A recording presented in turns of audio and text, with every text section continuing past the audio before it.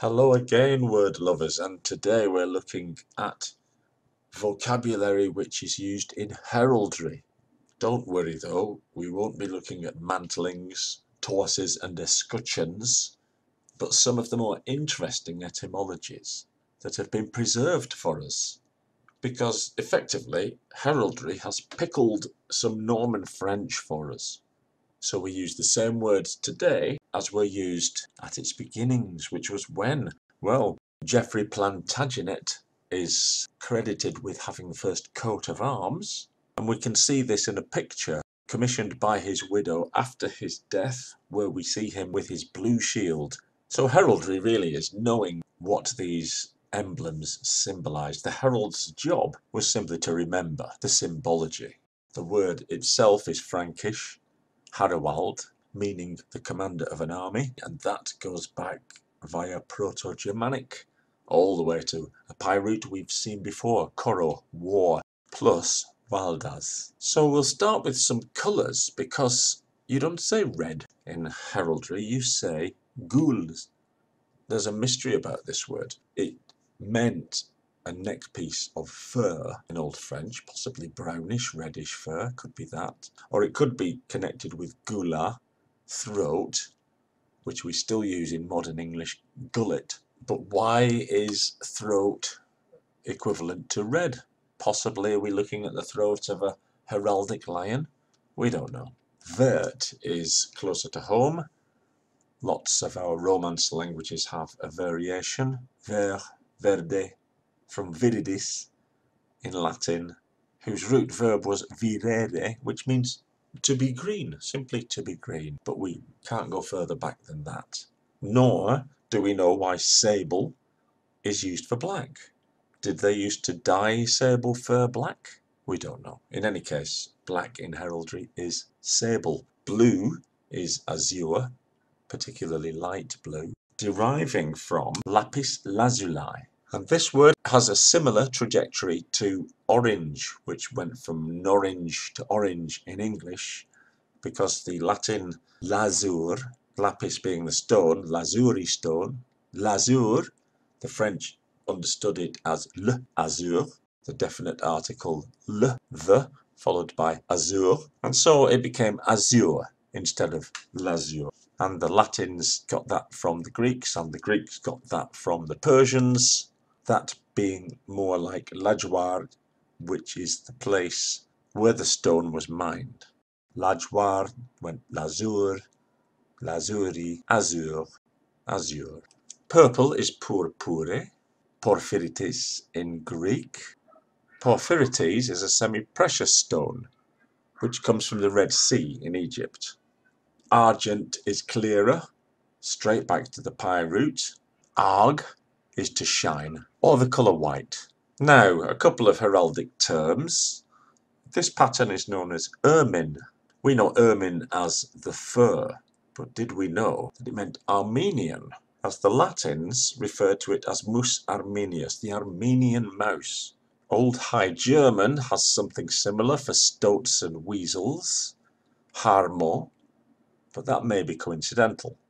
That word made its way via Old Saxon into Old English, where it meant shrew.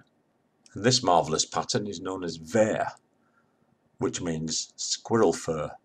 And this has a long and tortuous past, seems to come from a word meaning bent originally. The Latins had that, varus and varix, which was a varicose vein, so they knew about those. Why this came to mean squirrel fur, I don't know, possibly because of this pattern. It did go into Old English as weert, becoming wart. Swedish has it as varbold. And back to Latin again, their word for wart was verruca, still in modern Spanish, verruga. And here I have to disappoint some of you, who have believed until now that the glass slipper in the Cinderella story came from a mistranslation of this very word, ver, squirrel fur, mistranslated as ver by some unknown translator. So the original was rather more prosaically made of squirrel fur. But this isn't true, and easy to prove if you simply consult Charles Perrault's version of the story from 1697. These stories go further and further back though, and this particular one has been traced to 9th century China, where the slipper is neither fur nor glass, but gold. These stripes are known as bends in heraldry. Why? I have no idea. I'm sorry, I couldn't find anything about this. These, however, are chevrons. They're the word for rafter. You can see that. Why would a rafter take its name from caper, a goat, possibly because of the shape of the animal's hind legs? In any case, that word caper not only gave us chevron, but also cabriolet, from where we got cab, meaning taxi. A cross is simply a cross, but in this flag, it's a diagonal cross, and that is known as a saltire. Middle French had saltoir, meaning stirrup, which came, apparently, from medieval Latin saltatorium, meaning something to do with jumping, salire being to leap. Again, I can't see the connection there. Maybe you could stand in the saddle if you had a stirrup.